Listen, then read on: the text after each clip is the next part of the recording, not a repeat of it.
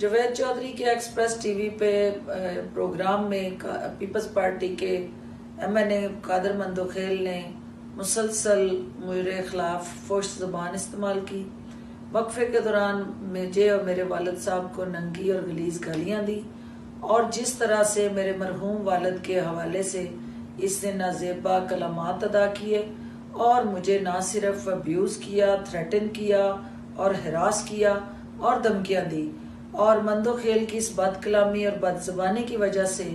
मुझे अपने self defence में ये इंतहाई कदम उठाना पड़ा, क्योंकि मेरी सियासी साख और इज़्ज़त दाव पे लगी।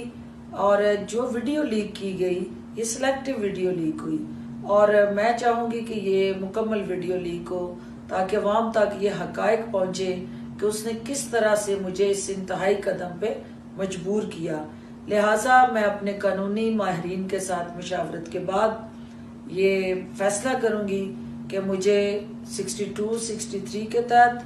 मंदोखेल के ख़िलाफ़ ना सिर्फ वुमन हरासमेंट बल्कि डेफमेशन के